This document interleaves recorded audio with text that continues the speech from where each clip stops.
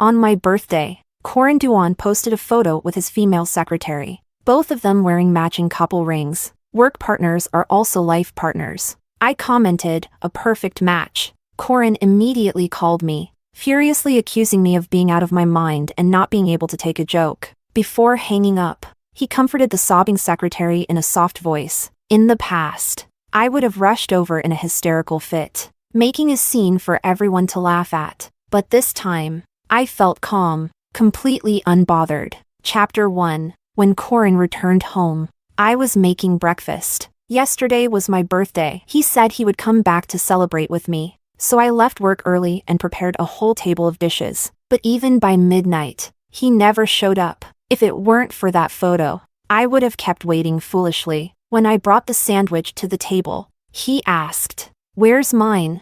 I was taken aback. "Didn't you eat?"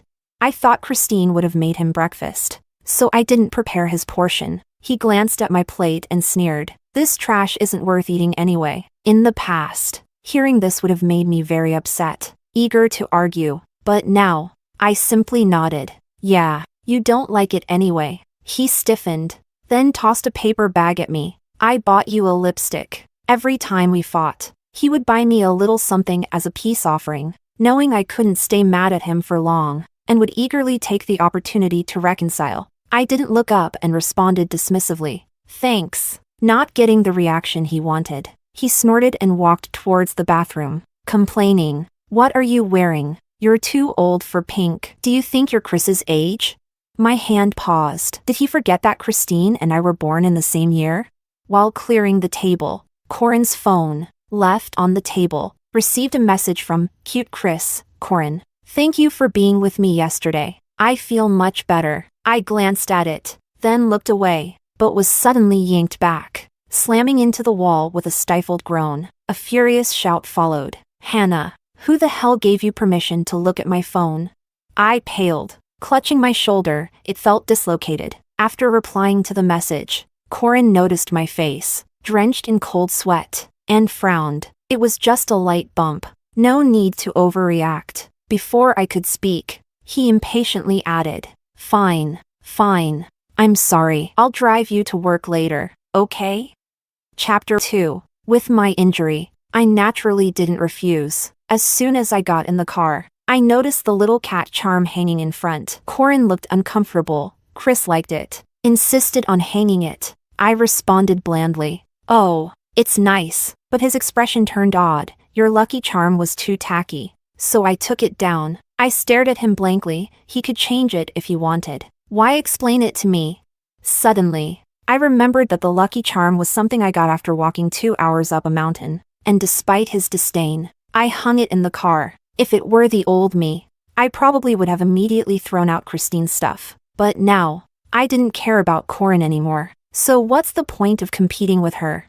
"Let's go. We're going to be late." Corin finally started the car. As soon as we took the high bridge, I realized the route was wrong. "This is the road to Starlight Tower." He clicked his tongue. "Can you not nag while I'm driving?"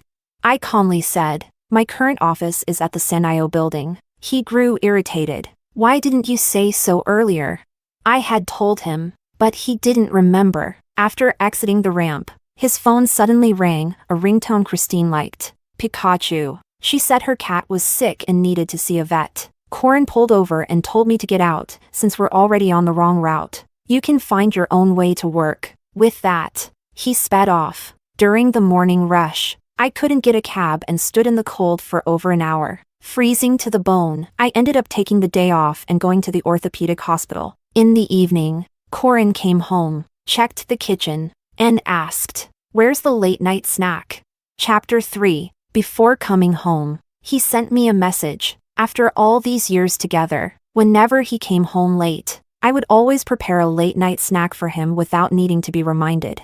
I replied dismissively, "I didn't check my phone." Corin paused for a moment, then handed me a box. "Didn't you say you wanted to buy a necklace last time? Here." I looked away from the TV screen and saw the familiar design. I politely said, "Thank you, but I've lost interest in wearing necklaces lately." Earlier in the day, Christine had just posted a photo wearing this exact necklace, complaining that the design was too old-fashioned for her taste. Corin leaned in, trying to put the necklace around my neck, try it on anyway. As his hand approached, it felt like it still carried the warmth from Christine's neck. Reflexively, I reached out to block him, and the delicate necklace snapped in an instant. Corin frowned. Are you still angry about having to go to work by yourself?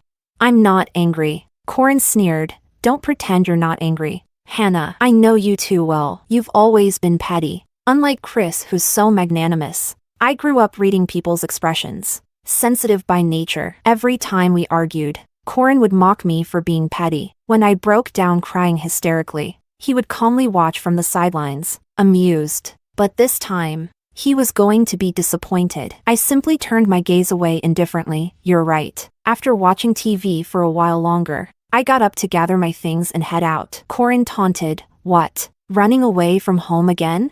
I calmly looked back at him. I'm going to work overtime. His expression froze awkwardly, as if he had more to say, but I had already opened the door. I spent the night playing a murder mystery game with my best friend Betty. Corin called, but I didn't pick up. Betty was shocked. You're not answering your husband's call?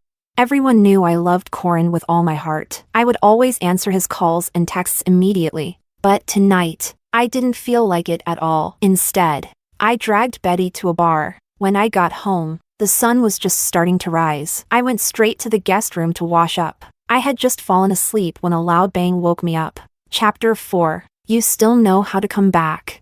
Ignoring Corin's sarcastic tone, I turned over and continued to sleep. In the past, I would always cater to him if he wanted to talk, and stay away when he was annoyed. I was always the one wagging my tail and begging for attention. Now that I didn't respond, Corin stood there for a moment, then suddenly slammed the door hard and stormed out. Without anyone bothering me, I slept soundly. When I woke up, I found the house empty, and I felt extremely at ease. I leisurely made lunch for one, enjoyed it, and then went to meet the divorce lawyer that Betty had recommended. As soon as I arrived at the law firm, I saw a video posted by Corin's good friend Pablo. It was from his birthday party. In the middle of the video, Corin appeared with Christine sitting on his lap. Before the video could finish playing, it was deleted, and Corin immediately called. Honey, don't get the wrong idea. Chris just lost her balance and I helped her out. I replied, confused. I didn't get the wrong idea.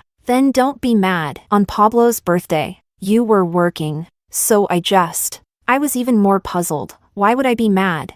Corin was momentarily speechless. After a long silence, he finally said, I'll pick you up tonight, and we'll go out for dinner. I was about to refuse when I heard the dial tone. He had already hung up. Corin came to pick me up, and we went directly to a Japanese restaurant. As soon as we walked in, the lobby manager bypassed me and respectfully addressed Corin behind me. Mr. Duan, you're here. Mrs. Duan is already waiting in the Sakura room. Corin's face changed instantly. Just as he was about to say something, Christine walked out, her eyes lighting up as she saw him. She ran over affectionately. Corin darling. Then, as if just noticing me, oh, Sister Hanny, you're here too. You haven't been to this place before, right? Corin darling loves their sea urchin salad. The lobby manager, sensing the tension, discreetly left. Chapter 5. I smiled faintly. What a coincidence. Corin's expression changed slightly as he walked over to grab my hand.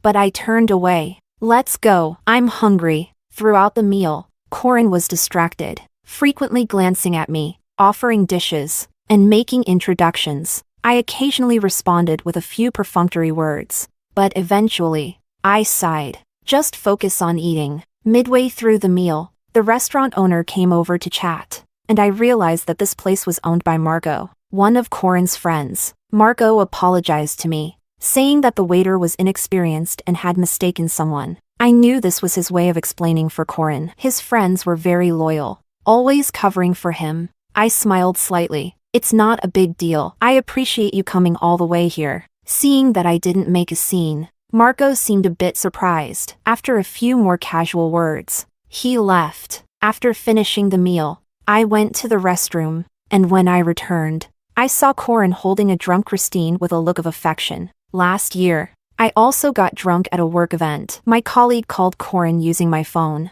but he refused to come and get me. After my colleague dropped me off at home, I kept entering the wrong passcode and, in the early winter season, Ended up sleeping in the hallway for the night. It wasn't until the next morning that I found out Corin had been home all along. I didn't want to let you in. I wanted you to learn a lesson. What kind of behavior is it for a woman to drink outside? Thinking of this, I went back to the private room, grabbed my bag, and left. As soon as I got home, Corin's call came through. Hannah, are you crazy? You left without saying a word? Do you know how long I waited for you? I calmly replied, Corin, let's get a divorce. This was the second time I had suggested divorce. The first time was on our wedding anniversary last year. Corin had taken Christine to the aquarium. We had a huge argument, and he pushed me so hard that I miscarried. I thought I could use divorce to threaten him, but to my surprise, he readily agreed. So, I cried my heart out, begging him to forgive my rash words. But this time, I truly wanted out. Chapter 6. Corin froze. After a moment, he suddenly let out a cold laugh. You're pulling this trick again? Fine, I'll be right back. Let's see what other stunts you can pull. Half an hour later, he finally arrived home. I handed him the divorce papers I had prepared, but Corin recoiled sharply, letting the papers fall to the floor. Heh, you're really going all out with this act. He gave me a long, deep look. This game is getting old. This time, it's real. But he sneered disdainfully. Hannah, I know you too well. If you're going to play hard to get, at least use your brain. Do you even have one?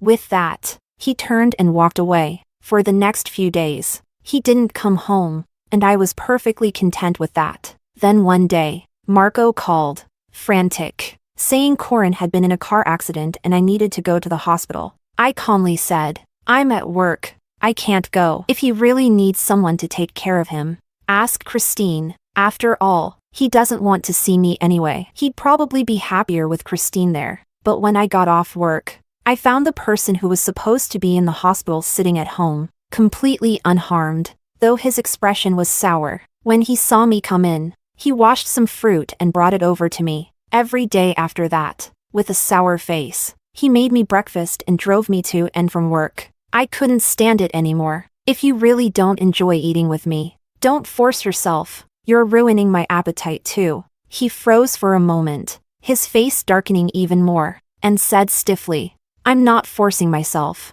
Then he lowered his head to refresh his social media, probably waiting for me to post something about how he's being nice to me, like I used to.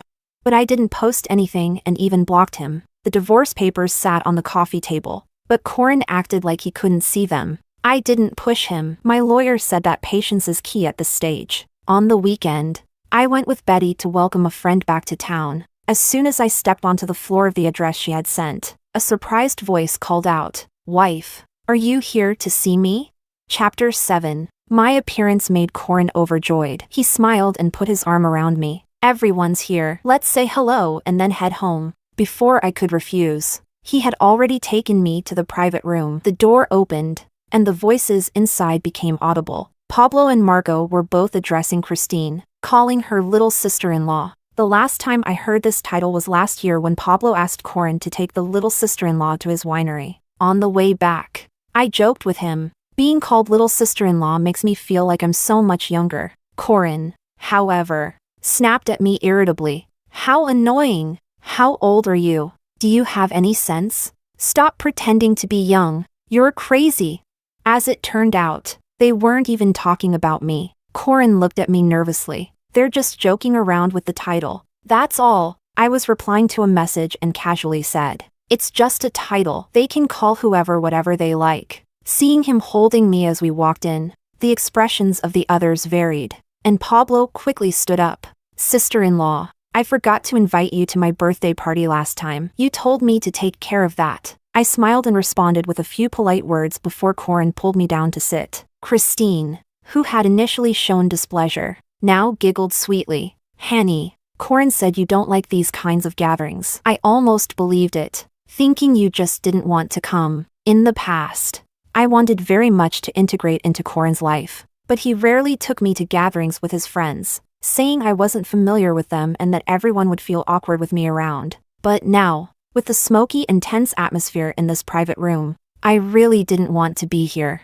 The others started egging us on to drink a traditional toasting drink together, and Christine eagerly handed me a glass. As she wished. I noticed the watch and ring she was wearing. The designs were all too familiar because Corin had them too. Betty sent me a message, "I'm here." My eyes lit up, and I stood up, pulling Christine's hand amidst the surprised stares. I sat Christine down beside Corin, ignoring his panicked look, handed them both a glass of wine, and intertwined their hands, with a smile full of satisfaction, like an elder witnessing a wedding. I said, "You two drink the toasting wine and be together forever, living a good life." Seeing that they didn't move, I quickly explained, "Don't worry, I won't break you up. I also wish for lovers to end up together." The room fell silent. Everyone stared at the three of us in shock, and I urged them, "Come on, drink." With that, I walked out of the private room with light steps. Chapter 8. Hanny! Hanny! Corin chased after me, his expression frantic, his lips trembling. "Christine and I aren't what you think." I looked at him puzzled. "What do you mean?" He stammered, struggling to explain. "There's nothing between us, really. You have to believe me." He lifted his hand, took off the watch, and threw it to the ground, then pulled off the ring. His fingers rubbed raw. "These were just for fun. They don't mean anything." "Look." I threw them away. He clung desperately to my arm, just as I had when I saw him accompanying Christine to the gynecologist. Back then, I had clung to him tightly, thinking I could hold on to his heart that way. But he had frowned in disgust, pushed me away, and snapped, "Can you behave yourself in public?" Now, the roles were reversed, and he was the one begging in despair. I coldly pried his hand off. "Behave yourself in public, Mr. Duan." He stared at me in disbelief as I walked further away, but he didn't dare to follow. During the welcome dinner, Corin kept texting me, but I didn't look at a single message. Eventually, he called, but I put my phone on silent and tucked it into my bag. Betty asked, "Is this okay?" I smiled calmly. "He doesn't matter. Let's not let him ruin our good mood." As I walked out of the private room, a figure leaning against the wall at the door brightened up. "Hanny, I'll take you home." I shook my head and kept walking. "No need. I have another event with my friends." Corin followed closely, his tone pleading. "Then send me the address. I'll come pick you up." I said nothing and walked out. On the way, I finally checked the messages he had sent earlier. There were more than a dozen. First asking when I'd be done so we could go home together. Then he asked if I had brought any hangover medicine and said he went out to buy some yogurt, asking if he could bring it to me. Finally, he said he was waiting at the door and that I'd see him when I came out. When we left the restaurant, Betty said goodbye, and Maxwell and I headed back to the orphanage. Chapter 9. That night, Maxwell and I stayed at the orphanage. Corin went crazy, sending me dozens of messages and making over 10 calls. I finally answered when I woke up. He sounded anxious yet cautious. "Hanny, are you still not done?" At that moment, there was a knock on the door, and Maxwell called me out for breakfast. Corin was silent for a moment, then spoke again, his voice strained. "Is it that man from yesterday?" I suddenly remembered that he had never met Maxwell. "Yes." His voice trembled, and his breathing grew rapid. "Where are you? I'll come pick you up." I replied coldly, fabricating a lie. "At Betty's house." Corin hesitated briefly before speaking with difficulty. "I'm right outside Betty's house. She just left." I clicked my tongue in annoyance. "Are you out of your mind? Do I need to report my whereabouts to you?"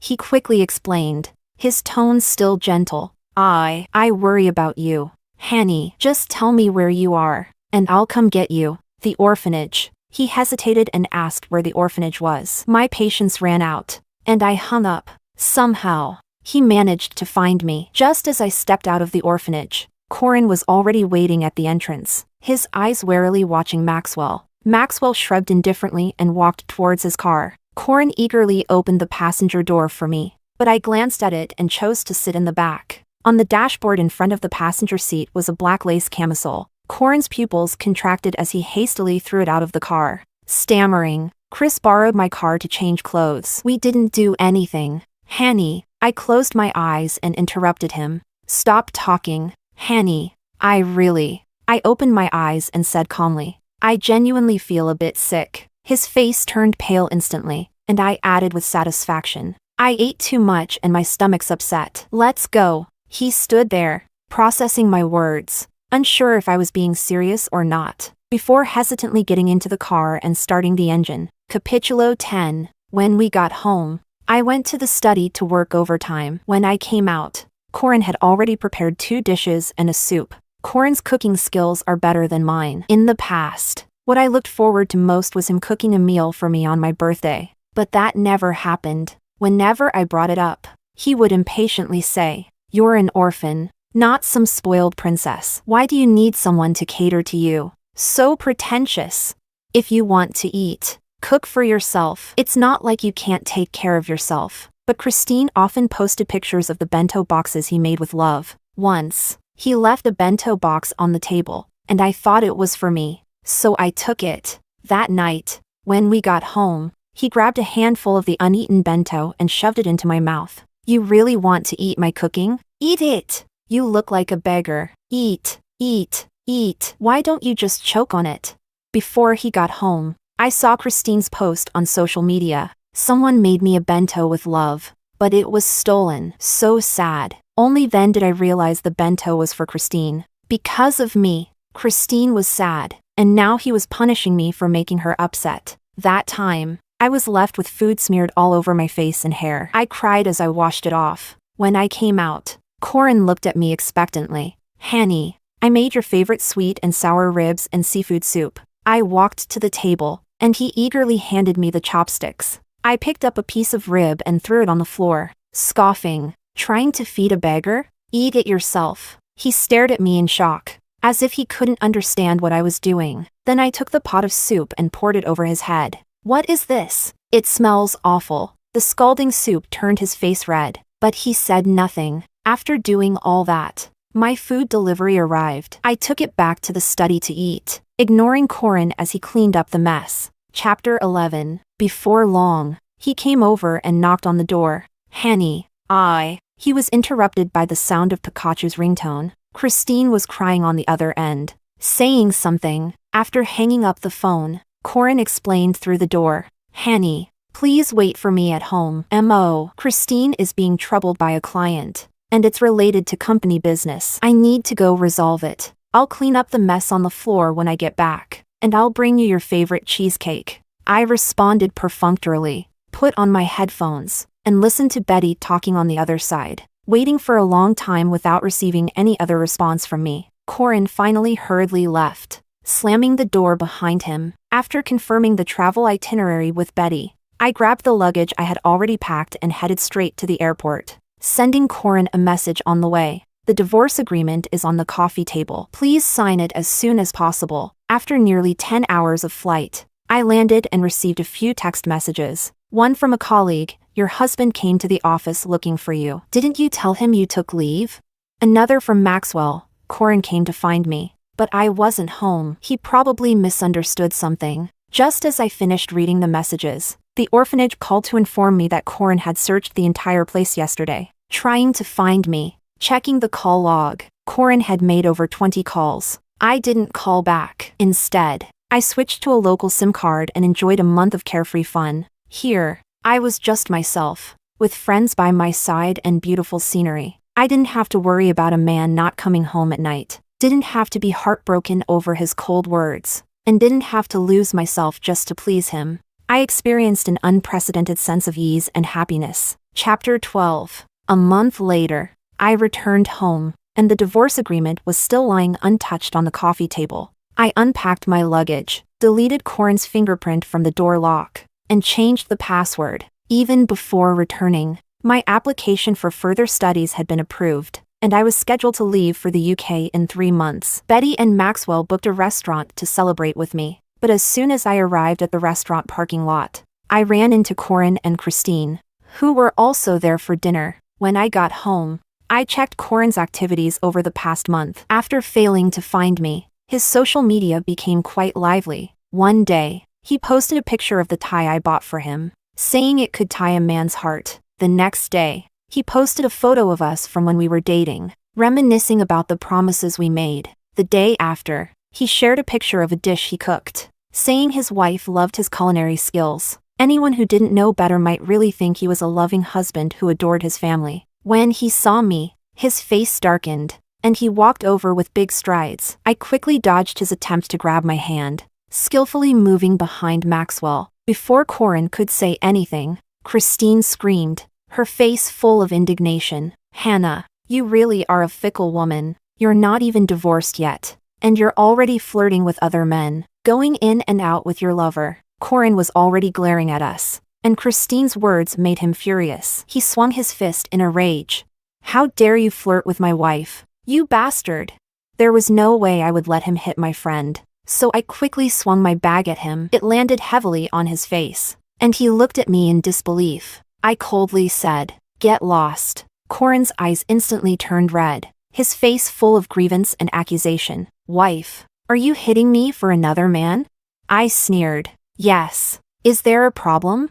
He stood there in a daze, clearly unable to understand why the woman who once cared for him the most, who loved him more than herself, was now humiliating him for someone else. Chapter 13. Christine walked over, linking her arm with Corin's. Casting a triumphant glance at me, she then softly said to Corin, "Corin, let's go. She doesn't appreciate you." "But Corin suddenly shoved her away forcefully, his eyes still locked onto me. "Wife, I know I made mistakes before. Please forgive me and come back home, okay? I'll cook for you every day, whatever you like. I'll make it for you." I couldn't help but let out a sarcastic laugh. In the past, if he had begged me so humbly, my heart would have ached for him, and I would have been eager to forgive him right away. But now, where does he get this confidence from? Does he really think that with just a beckon of his finger, I would come running back like a dog? "Corin, if you don't want me to take legal action, sign the divorce papers quickly. I'm sure you wouldn't want such a small matter to affect your image." With that, I took Maxwell and Betty into the restaurant. Corin walked in with a grim face, and Christine hurried to follow him but didn't dare to hold his hand again. They entered the private room next to ours, but the partition didn't block sound. Just as Betty raised her glass to wish me success in my studies, the sound of a glass shattering came from next door. Before I could say anything, I heard Corin yell, "Get out! Don't touch me!" The waiter went in to check, but no one responded. Shortly after, the sound of hurried footsteps gradually faded away. Not even 10 minutes later, everything went completely silent next door. That night, Corin couldn't get in, and he pounded on the door furiously, shouting without any regard for his image. I called security and the police, and only then did things quiet down outside. However, the divorce papers still weren't sent to me, so I had my lawyer file a lawsuit. Chapter 14. 3 months later, I went to the UK to attend a training course at the company's headquarters. A week later, I saw Corin downstairs at my residence, looking exhausted. It was drizzling, but he didn't have an umbrella, standing there as the rain soaked his hair and clothes. Some colleagues felt sorry for him and asked me what to do. I calmly told them not to interfere, and that whoever decided to help would have to take responsibility for him. I wanted no part of it. So, for the next week, everyone in the building saw Corin standing in the rain day after day until his face turned bright red, and he collapsed on the ground. The team leader, unable to bear it any longer, finally sent him to the hospital. When he tried to pay for Corin's medical expenses, I stopped him in time and called Corin's parents. That wealthy couple arrived in the UK quickly, and when they saw me, their expressions were very unpleasant. They never liked me anyway. If it weren't for Corin insisting on marrying me, how could an orphan with no background and average qualifications ever marry into such a rich family? Corin and I didn't have a wedding. Besides a few of his friends and immediate family, no one knew we were married. It wasn't that I hadn't protested, but Corin held me close and explained, "My parents can't accept it right now. If we hold a wedding, they'll get angry, and that will only make their impression of you worse." I was completely focused on him and thought he was considering my feelings. "But no ring either?" Corin paused, then reassured me, "When my parents accept it and we have the wedding, I'll personally put the ring on your finger. Won't that be even better? If I just buy you any ring now, I'd feel like I'm wronging you." I believed him without hesitation. It wasn't until he and Christine wore matching rings that I realized how foolish I had been. Chapter 15. Mrs. Duan walked over and took my hand. "Hanny, I know you've been wronged these past few years. Now that Corin has changed for the better, please forgive him." Her eyes still held traces of disdain and dissatisfaction, yet she humbled herself to persuade me. only to temporarily placate me and prevent me from hurting their precious son. I let out a soft laugh and pretended to agree. Only then did Mr. and Mrs. Duan leave the hospital. Satisfied, I entered the hospital room alone. Corin was already awake, gazing at me with eager eyes. When you're well enough, go back home. Don't cause me any more trouble here. I turned to leave, but behind me, I heard a thud as Corin fell off the bed. Hanny! His eyes were red, his face pale, and his voice was filled with pleading. Hanny, I know I've made mistakes. Can you forgive me? I've already deleted Christine's contact information. She's no longer my employee either. Could you? I interrupted him, coldly saying, it's unnecessary. I had already known about this. On the third day in the UK, Betty sent me a video of Christine publicly accusing Corin of harassing her under the guise of his position, along with numerous pieces of evidence. The Duan family had filed a lawsuit against Christine, presenting evidence and accusing her of defamation and extortion. She had already been detained. This pair of despicable people was indeed a perfect match. I looked at him with indifference, feeling a wave of nausea in my stomach. Corin, whether or not there was Christine, you alone are enough to disgust me. He awkwardly sat up, leaning against the bed, his voice trembling. Hanny, I know you think I loved Christine, but I truly didn't. Fine. If you don't believe me, I'll prove it to you. He picked up the fruit knife from the bedside table and stabbed it into his chest. Blood quickly spread. Chapter 16. Hanny. I'm cutting out my heart, to show you. His already pale face turned ghostly white, and beads of sweat as large as pearls dripped from his face onto the floor. He gasped for breath, moving slowly as he crawled on his knees toward me, grabbing onto my ankle. Hanny, please, have pity on me again. Didn't you love me? Hanny, look. I've proven it. I stared coldly at him for a moment. Corin, it's a shame you didn't pursue acting. You've convinced even yourself with this performance, haven't you? The blood continued to flow, and I turned my head, calling loudly for the doctors. In the ensuing chaos, Mr. and Mrs. Duan rushed back, but they had no time to blame me. They were too anxious about their son. Corin was eventually saved. Weakly, he told his parents, if you dare to bully Hanny, I'll stab myself again. I found it ridiculous and left the hospital. Mrs. Duan called me several times, asking me to visit Corin in the hospital, but I decisively refused. A few days later, Corin appeared in front of my building wearing a hospital gown. When he saw me return, he stumbled after me. Hanny, I walked straight ahead, pretending he didn't exist. He followed me into the elevator, but I left him outside when the doors closed. The next day, he showed up again. I called Mrs. Duan, and she hurried over to take him away. After 6 months of training, I returned to my country and was promoted to department manager. Betty and Maxwell prepared a big cake to celebrate at my home. Just as I finished cutting the cake, the doorbell rang. It's probably the delivery. I went to open the door, but standing there was Corin. He had lost a lot of weight during this time. Upon seeing me, he forced a smile. Hanny, I heard you got promoted. I'm here to congratulate you. Maxwell walked out and wrapped an arm around my shoulder. Who is it? Chapter 17. Corin's face turned pale, as if he had suddenly lost his voice. After a long pause, he finally spoke, his voice hoarse. Can I come in to celebrate with you? Maxwell generously stepped aside. Of course you can, Mr. Duan. Please come in. Corin's steps were unsteady as he took off his shoes, but he couldn't find the familiar pair of slippers. Maxwell handed him a pair of disposable slippers. Sorry, we don't have any extra slippers at home. Corin didn't stay long before leaving in a daze. Shortly after he left, he called me, Hanny. I know, there's nothing between you and Maxwell. You're just angry with me. Cough, cough.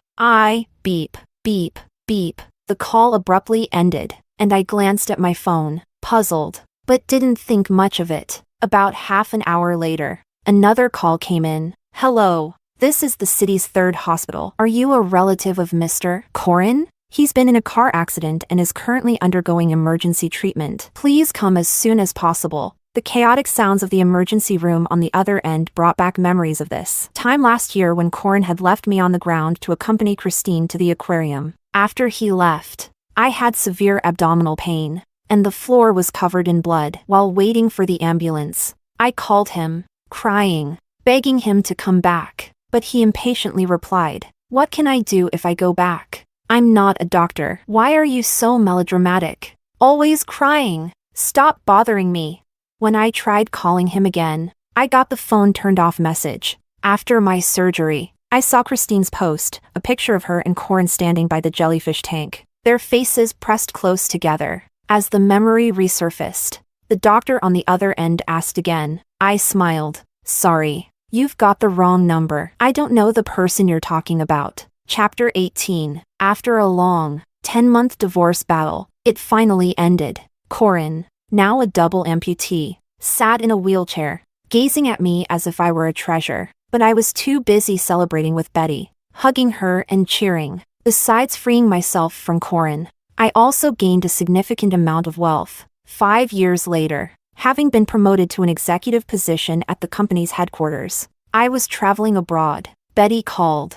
"Hanny, Corin committed suicide this morning." I opened the news page and saw the Duan Group's obituary. After enduring long-term depression and physical pain, he passed away. On social media, a trending video showed Christine, just released from prison, live streaming while gloating. "The bastard finally died. Ha ha ha ha." Her laughter was abruptly cut off as she was hit and thrown across the street, with her phone crashing to the ground. I turned off my phone and looked at the Skogafoss waterfall in front of me, feeling an immense sense of peace. These people no longer had anything to do with me.